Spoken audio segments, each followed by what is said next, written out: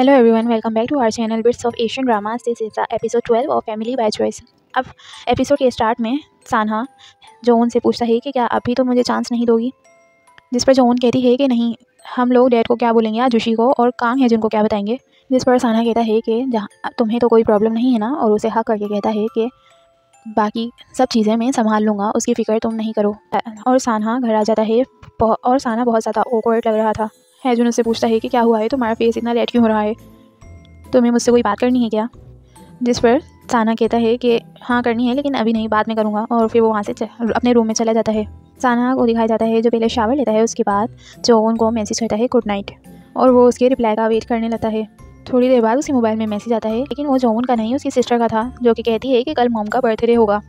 और फिर सान्हा उसके मैसेज को पढ़कर परेशान हो जाता है और उसको रिप्लाई देता है कि कल वो उनके घर पर केक डिलीवर करवा देगा। और थोड़ी देर बाद उसके पास जोवन का भी मैसेज आ जाता है, जिसे देखकर वो हैप्पी हो जाता है। अब सुबह हो जाती है और जोवन के स्टोर का सीन दिखाया जाता है। और अब जोवन को सान्हा का मैसेज आता है कि वो 5 मिनट में स्टोर पर आ रहा है, और वो अब स्टोर पर आ भी गया था जोवन का ब्रेकफास्ट लेकर। थोड़ी देर बाद जोवन के स्टोर पर सान्हा के कुलीग्स आ जाते हैं।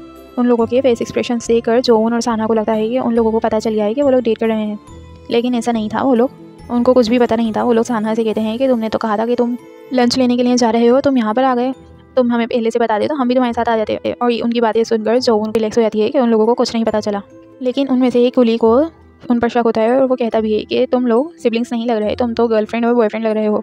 लेकिन जुनहो और हुईजी उसको समझा देते हैं कि ये लोग हमेशा से ही ऐसे थे, एक दूसरे से क्लोज, लेकिन ये लोग सिस्टर एंड ब्रदर ही हैं। और अब जोवन उन लोगों के लिए कॉफ़ी बनाने के लिए जाती है, और वहाँ सान्हा को भी बुलाती है, और वो उसे कहती है कि आजुशी डैड और कांग हेजुन से पहले दूसरे लोगों को पता चल गया तो हम क्या करेंगे, इसलिए तुम ऐसा बिहेव मत करना, नॉर्मल बिहेव करना। सान्हा उसे समझाता है कि ऐसा कुछ भी नहीं होगा, तुम फिक्र मत करो। और अब वो सब लोग कॉफ़ी लेकर वहाँ से चले जाते हैं। सीन शिफ्ट होता है रेस्टोरेंट पर, जहाँ पर सान्हा के फादर और जोवन के फादर थे। सान्हा के फादर जोवन के फादर से पूछते हैं कि तुम्हारे फेस के एक्सप्रेशन इतने अजीब क्यों हैं, और वो उनके लिए बहुत परेशान थे और पूछते हैं कि कहीं तुम्हें कोई सीरियस इलनेस तो नहीं है ना। जिस पर जोवन के फादर कहते हैं कि नहीं, ऐसा कुछ भी नहीं है। दरअसल थोड़े दिनों पहले मुझसे हैजुन की मदर मिली थी। जो सुनकर सान्हा के फादर रिलैक्स हो जाते हैं कि उन्हें कम से कम उन्हें कोई सीरियस इलनेस नहीं है। लेकिन और नेक्स्ट सेकंड वो हैरान हो जाते हैं ये सुनकर कि उनसे हैजुन की मदर मिली हैं 10 साल बाद। अब जोन के फादर वो सारी बातें उनको बता देते हैं, मर्डर वाली। वो उन्हें बताते हैं कि मैं थोड़े दिनों पहले ही उनसे मिला था। और सीन पास्ट में शिफ्ट हो जाता है, जहाँ पर जोन के फादर हैजुन की मदर से मिले थे। अब वो हैजुन की मदर से पूछते हैं कि ये कब हुआ और कैसे हुआ। जिस पर हैजुन की मदर कहती हैं कि पहले हुआ था और मैं अब इन सब चीज़ों के बारे में बात नहीं करना चाहती। जो उनके फादर कहते हैं कि चलो ठीक है, तो मुझे नहीं बताना चाहती तो कोई बात नहीं, लेकिन हैजुन को तो बताना होगा, वो कितने सालों से तुम्हारा वेट कर रहा है। जिस पर वो कहती हैं कि नहीं, मैं उससे नहीं मिलूंगी, और अगर आपने हैजुन को मेरे बारे में बता दिया तो मैं अपना स्टोर यहाँ से बंद करके चली जाऊँगी और वापस कभी नहीं आऊँगी। इसीलिए प्लीज़ मुझे यहाँ पर रहने दें, और ताकि मैं दूर से ही हैजुन का फेस देख सकूँ। मैं आपसे रिक्वेस्ट करती हूँ। अब सीन वापस से प्रेजेंट में आ जाता है। अब सान्हा के फादर जो उनके फादर से पूछते हैं कि तो तुम एग्री हो गए इस बात पर। जिस पर वो कहते हैं और मैं क्या करता, उन्होंने मुझे कहा था कि वो यहाँ से चली जाएंगी, इसके अलावा मैं कुछ और कर भी नहीं सकता था। सान्हा के फादर कहते हैं कि नहीं, ऐसा नहीं हो सकता, कम से कम हैजुन को ये वजह तो पता चलनी चाहिए जिसकी वजह से उसकी मदर उससे बात नहीं कर पाती। अब जो उनके फादर कहते हैं कि लेकिन अगर हमने अभी हैजुन को बता दिया तो ऐसा भी हो सकता है कि वो उसके बाद कभी भी अपनी मदर से ना मिल सके। मेरे पास एक आइडिया है, मैं कल बुसान जाऊँगा उनके सैलून पर उनसे बात करने के लिए। और वो कहते हैं कि इस बार मैं अपनी पूरी कोशिश करूँगा ताकि हैजुन अपनी मदर से मिल सके। अब नेक्स्ट मॉर्निंग हो जाती है और दाल ब्लाइंड डेट पर आई हुई थी, और वो आदमी भी उससे वही सब सवाल पूछने लगता है जो उससे सारे लोग पूछते हैं कि तुम कितना कमाती हो, क्या करती हो, ये सब। थोड़ी देर बाद हैजुन दाल का बॉयफ्रेंड बनकर कैफ़े में एंटर होता है, और वहाँ पर बैठे हुए सब लोग हैजुन को देखकर हैरान हो जाते हैं और कहने लगते हैं कि वो कितना हैंडसम है। अब वो दोनों अच्छे से एक्टिंग करते हैं। हैजुन दाल से कहता है कि तुम ऐसे इंसान के साथ ब्लाइंड डेट पर आई हुई हो, और अब वो आदमी दाल से कहता है कि ये कौन है, क्या तुम इस इंसान को जानती हो। जिस पर दाल कहती है कि हाँ, मैं इसे पसंद करती हूँ। और अब वो ये सारी बातें सुनकर ऑफेंड हो जाता है और कहता है कि आज के बाद तुम किसी और ब्लाइंड डेट पर नहीं जा सकोगी, और वो वहाँ से चला जाता है। अब हैजुन और दाल दोनों कैफ़े से बाहर आ जाते हैं और वो एक दूसरे की एक्टिंग के बारे में ही बात करते हैं। हैजुन कहता है कि मेरी एक्टिंग तो अच्छी ही थी, लेकिन जब तुमने मुझसे कन्फेस किया तो मुझे तो लग रहा था कि तुम सच कह रही हो। जिस पर दाल उससे कहती है कि नहीं, ऐसा नहीं है, मैं तो बस एक्टिंग कर रही थी। और उसी टाइम वहाँ पर डीलर आ जाता है, और वो हैजुन को बताता है कि जो प्रॉपर्टी आपने पसंद की थी वो सेल हो चुकी है आज सुबह के टाइम ही। कहता है कि अच्छी प्रॉपर्टीज़ तो बहुत जल्दी बिक ही जाती हैं, और वैसे भी इस तरीके की बिल्डिंग 800 मिलियन वॉन में मिलना बहुत ज़्यादा रेयर है। और जैसे ही दाल सुनती है कि 800 मिलियन वॉन, तो वो बहुत ज़्यादा शॉक हो जाती है। अब हैजुन उससे पूछता है कि तुम्हें भी मेरा आइडिया बुरा लगता है क्या, जिस पर दाल कहती है कि नहीं, आइडिया बुरा नहीं है, अगर कोई मुझे 800 मिलियन वॉन की बिल्डिंग देता तो मैं तो बहुत ज़्यादा खुश होती। जिस पर हैजुन कहता है कि देखा, मुझे बार बार साना कहता है कि डैड से पूछ लो। जिस पर दाल उसे कहती है कि मेरे क्लाइंट्स जब केस जीत जाते हैं तो वो मुझे गिफ्ट के तौर पर हमेशा एप्पल लाते हैं, जबकि मुझे स्ट्रॉबेरीज पसंद हैं। तो अच्छा है ना, इंसान पहले पूछ ले कि उसे गिफ्ट में क्या देना है। और हैजुन उसका इशारा समझ जाता है और वो कहता है कि ठीक है, मैं डैड से पूछ लूँगा। और वो एक्साइटेड होकर उसी टाइम पूछने के लिए चला जाता है। अब सीन रेस्टोरेंट में शिफ्ट होता है, जहाँ पर जोवन के फादर आजुमा से प्रॉपर्टी के बारे में ही बात कर रहे थे। वो उनसे पूछते हैं कि आपके पास किसी प्रॉपर्टी डीलर का नंबर हो तो आप मुझे दे दीजिएगा। और वो प्रॉपर्टी की कॉस्ट भी पूछते हैं, जिस पर वो कहती हैं कि आजकल तो छोटी से छोटी प्रॉपर्टी भी 100 मिलियन वॉन की मिलती है। जोवन के फादर कहते हैं कि फ़िलहाल तो आप मुझे उनका नंबर दे दीजिएगा। और फिर वो आजुमा वहाँ से चली जाती हैं। थोड़ी देर बाद वहाँ पर हैजुन भी आ जाता है और जोवन के फादर हैजुन का ये गेटअप देखकर बहुत खुश होते हैं और कहते हैं कि तुम आज बहुत अच्छे लग रहे हो, क्या कोई इंटरव्यू देने गए थे। जिस पर वो कहता है कि नहीं, मैं तो बस यहाँ पर लंच के लिए आया हूँ। अब वो दोनों घर पर आ जाते हैं। अब वो थोड़ी देर बाद जोवन के फादर से कहता है कि मैंने ये प्लान किया है कि जब मैं अपनी प्रॉपर्टी खरीद लूँगा उसके बाद मैं वापस से इस घर में शिफ्ट हो जाऊँगा। और फिर जोवन के फादर हैजुन से बोलते हैं कि प्रॉपर्टी। अब हैजुन अपना बैंक अकाउंट कार्ड निकालता है और वो जोवन के फादर को दे देता है और कहता है कि डैड, ये आपके लिए है। मैं तो आपको सरप्राइज़ देना चाहता था, लेकिन सबने कहा कि आपसे एक दफ़ा पूछ लूँ। और वो उस अकाउंट का बैलेंस देखकर हैरान हो जाते हैं। कहते हैं कि 800 मिलियन वॉन। और वो उससे पूछते हैं कि क्या ये तुम्हारे बर्थ फादर की मनी है, जिस पर वो मना कर देता है और कहता है कि नहीं, ये तो मैंने खुद अर्न किए हैं रेस्टोरेंट में काम करके, डिशेस वॉश करके। और कहता है कि मुझे वहाँ पर बहुत ज़्यादा टिप भी मिलती थी और मैंने मॉडलिंग भी करी थी, जिसकी वजह से मुझे पैसे मिले। और हैजुन कहता है कि मैंने बहुत ज़्यादा हार्ड वर्क किया है ताकि मैं आपको पे बैक कर सकूँ। और अब ये सुनकर वो बहुत ज़्यादा सैड और गुस्सा भी हो जाते हैं। और वो उससे बोलते हैं कि मैंने तुम्हें इसलिए अमेरिका भेजा था क्या, मैंने तुमसे पहले ही कह दिया था कि जब तुम्हारा वहाँ पर काम पूरा हो जाए तो यहाँ पर आ जाना। मैंने तुम्हें मना किया था कि वहाँ जाकर कोई भी हार्ड वर्क मत करना। वो कहता है कि नहीं, मैं तो बस चाहता था कि आपने मुझे 10 साल तक पाला है तो मैं सब आपको लौटा सकूँ। जिस जोवन के फादर कहते हैं कि मैंने कब कहा कि तुम मुझे पैसे लौटाओ, तो मेरे बेटे थे तो ये सब नेचुरल था कि मैं तुम्हें अच्छे से बड़ा करूँ। क्या तुम्हें किसी ने कहा कि तुम पैसे लौटाओ।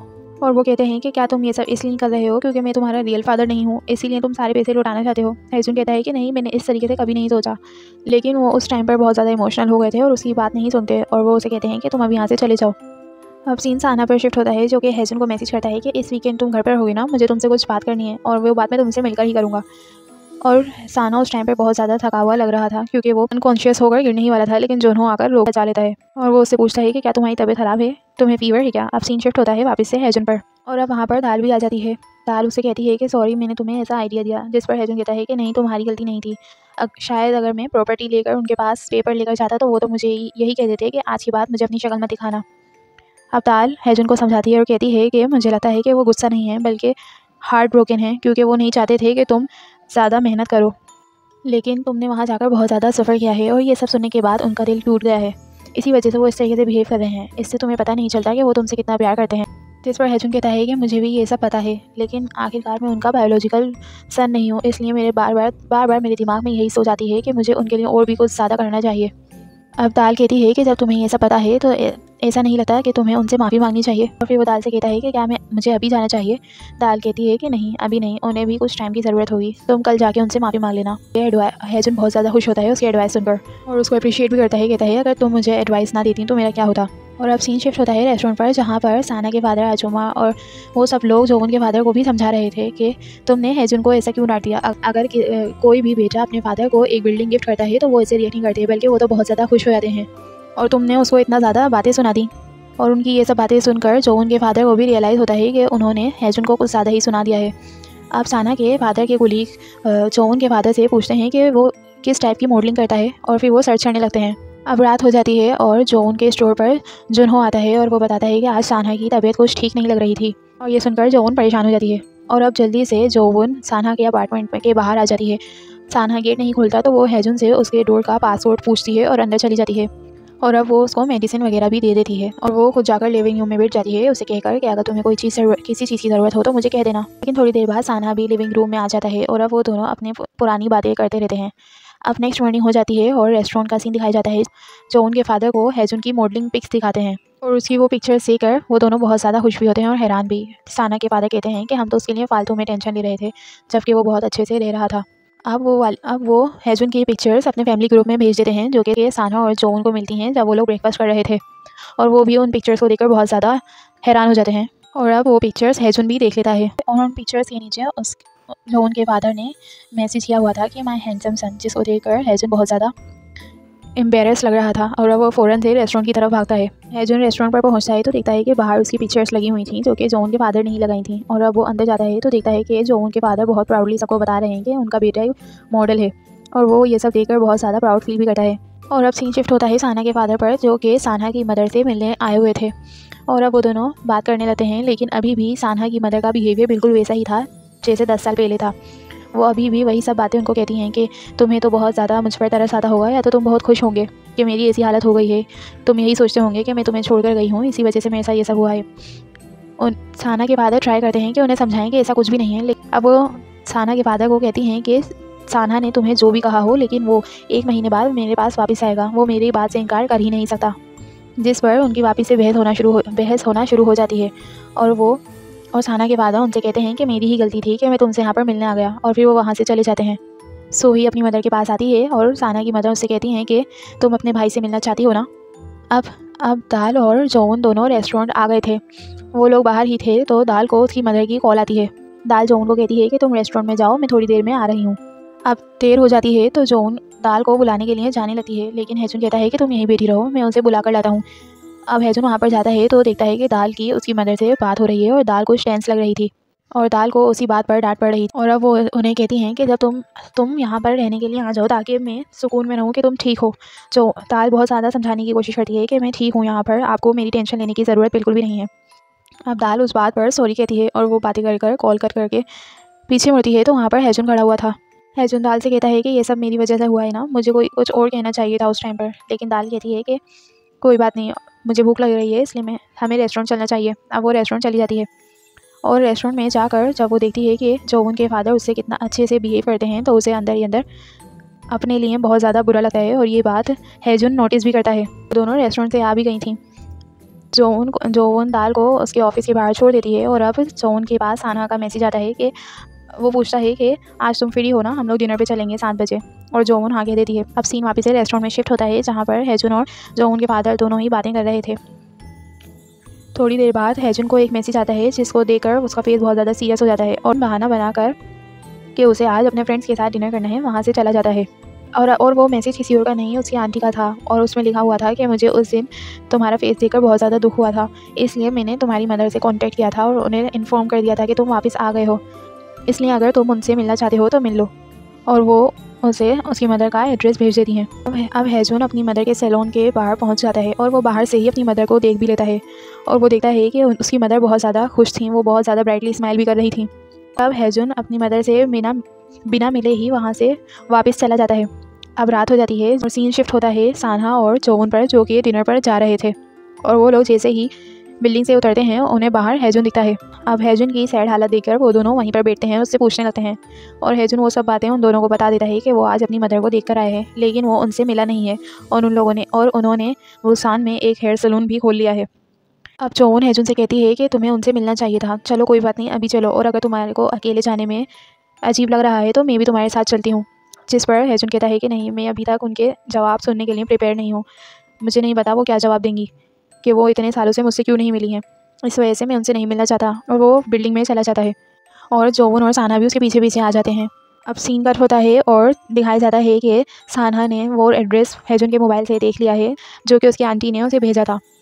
और अब वो दोनों सैलून के लिए निकल जाते हैं और वो लोग सैलून पे पहुंचते हैं तो देखते हैं वहाँ पर पहले से ही जोन के फादर मौजूद थे। सीन शिफ्ट होता है हेजुन पर, जो कि अब सोकर उठ चुका था और वो देखता है कि उसका मोबाइल तो बाहर लिविंग रूम में पड़ा था और वो ये सोच ही रहा होता है कि ये यहाँ पर कैसे आया कि थोड़ी देर में उसका डोर नॉक होता है और वो लोग कोई और नहीं, साना की मदर और उसकी सिस्टर थी। सीन वापस से हेजुन की मदर के सैलून पर शिफ्ट होता है। जोन हेजुन की मदर से कहती हैं कि आपने यहाँ पर स्टोर क्यों खोला है, ये जगह हेजुन से बहुत ज़्यादा करीब है। जिस पर उसकी मदर पूछती हैं कि क्या हेजुन को पता चल गया है, लेकिन साना जोन को मना कर देता है और वो लोग उनसे कहते हैं कि नहीं, उसे कुछ भी नहीं पता है, हमें एक कोइंसिडेंस के तौर पर पता चल गया था आपका एड्रेस और हम लोग बिना बताए ही यहाँ पर आए हैं। और अब जोन हेजुन की मदर से कहती हैं कि आपको हेजुन का ज़रा भी ख्याल नहीं है, वो इतने सालों से यही सोच रहा है कि वो आप पर कोई बोझ था जिसको आप उतार कर चली गई। और वो लोगों के इतने ताने सुनता है कि मेरे फादर ने उसे चैरिटी के तौर पर अपने पास रखा हुआ है। और अब ये सारी बातें सुनकर हेजुन की मदर शर्मिंदा होकर अपनी नीज़ पर बैठ जाती हैं और वो कहती हैं कि मैं ये चाहती थी कि वो एक ऑर्डिनरी लाइफ जिए। और बस यहीं से एपिसोड 12 खत्म हो जाता है। So if you like the explanation, please like this video and subscribe our channel, and till the next video, good bye.